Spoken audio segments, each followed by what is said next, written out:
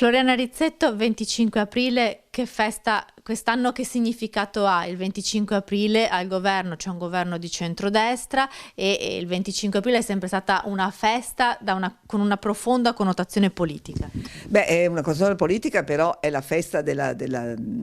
nuova Italia, fondamentalmente l'Italia che si libera dalla dittatura, quindi chi dice che è una festa divisiva dice una sciocchezza.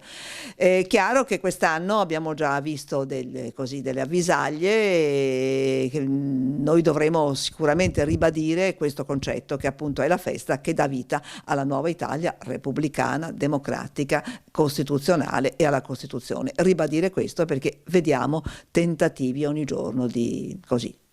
strisciare e dire cose che non sono vere, quindi dobbiamo ribadire questo concetto al di là di ogni strumentalizzazione politica. L'aggettivo antifascista è tornato nelle scorse settimane, nei mesi scorsi, preponderante anche nella scuola, con una polemica che si è vista partita da Firenze con un'aggressione, ma che si è spostata anche a Padova, dove Blocco Studentesco ha detto la scuola non è antifascista, è libera. Invece per voi libertà e antifascismo sono sinonimi. Appunto, infatti i ragazzi hanno risposto è libera proprio perché è antifascista, perché il fascismo era una dittatura, quindi se si vuol dire che la dittatura lascia libertà, mi pare che sia un controsenso. È chiaro che la Costituzione è per forza antifascista, perché qualcuno dice ma perché non è scritto che è anticomunista? Perché il comunismo in Italia non c'è mai stato come regime, fossimo stati in un altro paese forse sarebbe evidentemente nella Costituzione. Noi abbiamo avuto la dittatura fascista, quindi evidentemente l'antifascismo è segno di libertà, perché dall'antifascismo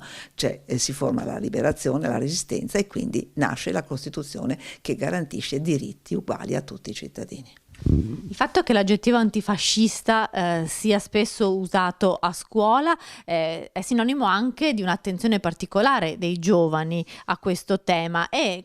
anche a livello di iscrizioni abbiamo visto che ANPI nell'ultimo periodo ha aumentato le sue iscrizioni proprio da parte dei più giovani. Sì, è aumentato dappertutto, perché anche a tutte le età, però sicuramente i giovani, c'è un protocollo che non so se sarà rinnovato perché è in scadenza a settembre, che è il 9° anno, rinnovato ogni 3 anni, tra quello che allora si chiamava MIUR, quello che adesso è di istruzione del merito, fondamentalmente era il Ministero dell'Istruzione, Università e Ricerca, e l'ANPI, proprio perché ci sia questa possibilità di interscambio e anche che l'ANPI intervenga per raccontare un po' le cose in modo serio, in modo corretto. Ecco, quindi c'è un'attenzione dei giovani, perché chiaramente queste cose che si sono manifestate ha creato evidentemente attenzione. Devo dire che la scuola, nell'insegnare evidentemente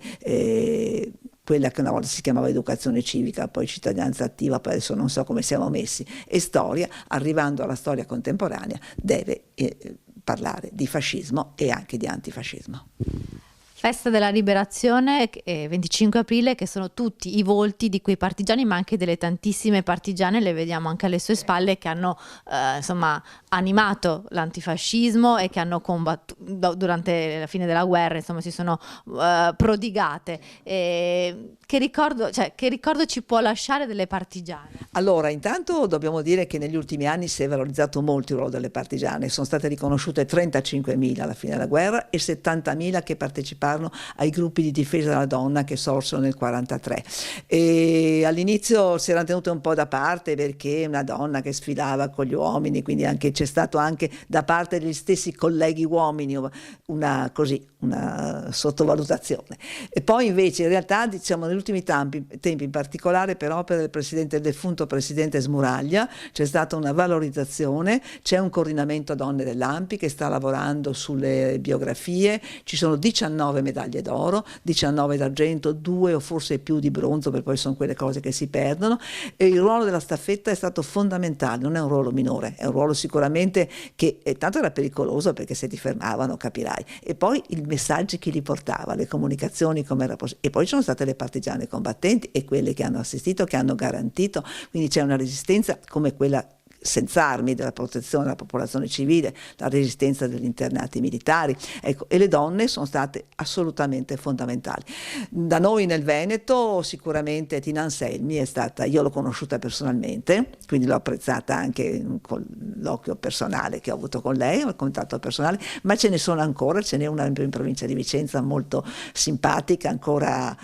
una pelle freschissima tra le altre, una volta l'ho chiesto cosa hai fatto, va lì, ecco, che è ancora lucida, viva e può testimoniare. E ci sono appunto delle figure notevoli che, ripeto, sono rimaste forse più in disparte rispetto agli uomini, perché anche la cultura è sempre stata maschilista, anche se la Costituzione garantisce a tutti gli uguali diritti. Direi che negli ultimi anni l'ANPI ha rafforzato il ruolo delle donne e la valorizzazione del ruolo delle donne, che è stato fondamentale proprio. E qui abbiamo queste bellissime partigiane friulane che ci così alle mie spalle. Anche lei da presidente di ANPI Padova ne è un esempio. Sì, cerco di fare il mio, naturalmente di fronte a loro lasciamo perdere, io sono nata poco dopo la guerra, ma dopo la guerra, però cerco di darmi da fare per mantenere questo spirito e difendere i valori della Costituzione.